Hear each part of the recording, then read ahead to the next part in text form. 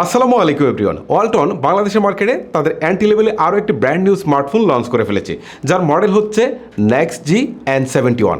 আর এই স্মার্টফোনটার 464 ভেরিয়েন্টের প্রাইস ধরা হয়েছে 11,499 টাকা। আজকের এই ভিডিওতে এই ফোনটার আনবক্সিং অ্যান্ড ফার্স্ট ইমপ্রেশন থাকছে। চলুন আর কথা না বলি, মূল ভিডিওটা শুরু করা যাক।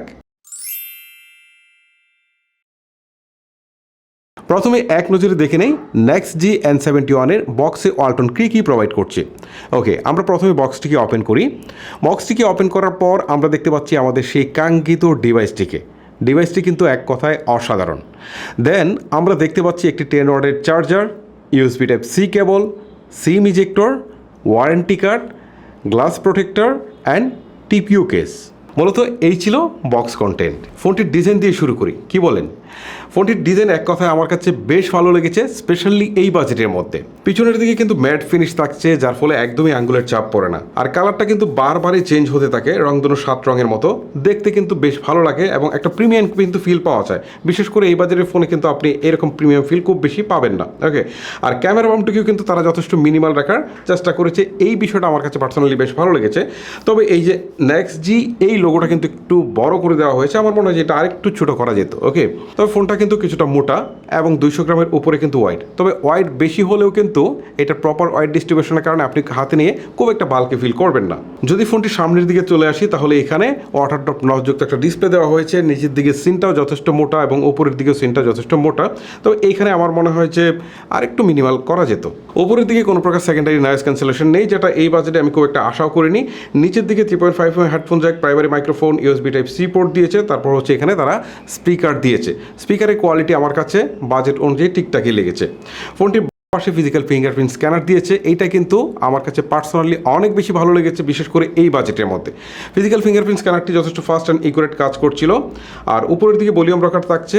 আর বাম পাশে থাকা সিম কার্ড স্লট দিয়ে আপনি 2টি সিম কার্ডের পরেও একটি মাইক্রো SD কার্ড ব্যবহার করতে পারবেন। মোট কথা, ডিজাইনের দিক থেকে ফোনটা আপনার মাস্ট বি পছন্দ হবে। বিশেষ করে এই বাজেটের ফোনগুলো নিয়ে যদি আপনি একটু রিসার্চ করেন, তাহলে আপনার কাছে এই ডিজাইনটাই বেশ ভালো লাগবে। ডিসপ্লে সেকশনে ফোনটিতে দেওয়া হয়েছে একটি 6.6 ইঞ্চির IPS ইনসেল টেকনোলজির ডিসপ্লে, যেটি অনলি HD+ রেজুলেশনের একটি ডিসপ্লে।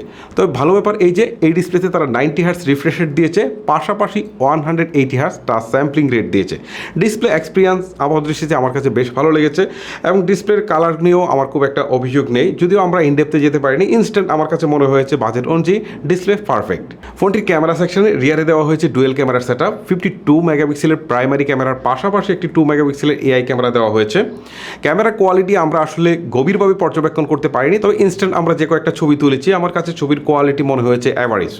ওকে, আর ফোনটির যদি ফ্রন্ট পার্টে থাকে, তাহলে এখানে 5 মেগাপিক্সেলের ক্যামেরা দেওয়া হয়েছে।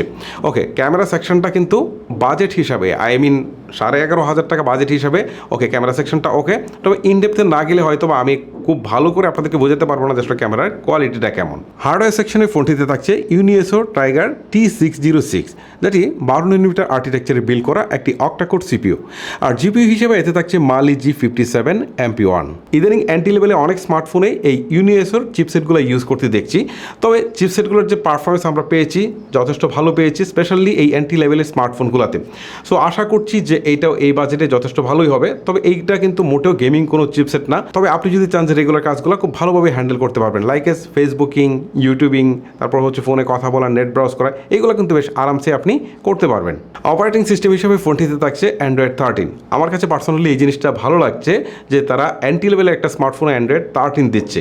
এই বাজেটে অনেক স্মার্টফোনে কিন্তু এখন আমরা Android 12 ব্যবহার করতে দেখি, সেখানে কিন্তু আমরা 13 পাচ্ছি। আর এর UI থেকে কিন্তু একটা স্টক অ্যান্ড্রয়েডের আপনারা ফিল পাবেন। এতে প্রি ইনস্টল অ্যাপ খুব একটা নেই। ওভারঅল ইনস্ট্যান্ট আমি যেটুকু ব্যবহার করেছি, তাতে এর UI ইন্টারফেস আমার কাছে মোটামুটি ভালোই লেগেছে। পাওয়ার সেকশনে ফোনটিতে দেওয়া হয়েছে 5000 mAh ব্যাটারি, যার সাথে থাকছে একটি 10 ওয়াটের চার্জার। যদিও এই 10 ওয়াটের চার্জার দিয়ে 5000 mAh ব্যাটারিকে চার্জ করতে অনেক সময় লেগে যাবে, বাট এই বাজেটে ওয়ালটন চাইলেই কিন্তু তারা মিনিমাম 15 ওয়াটের একটি ফাস্ট চার্জার প্রোভাইড করতে পারতো। বাই দ্য ওয়ে, আমরা যেহেতু ফোনটির ফুল রিভিউ যেতে পারিনি, সো ফোনটির ভালো মন্দ দিকগুলো নিয়ে আমরা কিন্তু খুব বেশি আলোচনা সমালোচনা করার সুযোগ পাইনি। তারপর ফার্স্ট ইমপ্রেশনে আমার কাছে যেটুকু যা মনে হয়েছে সেটাই আপনাদের সামনে তুলে ধরলাম। গাইজ, ভিডিওটি আজকের মতো এখানে শেষ করব। ওয়ালটন NEXG N71 সম্পর্কে আপনার কি অভিমত সেটা আপনি চাইলে নিচে কমেন্ট করে জানাতে পারেন। আজকের মতো আমি হিমেল এখানে বিদায় নিচ্ছি। আল্লাহ হাফেজ।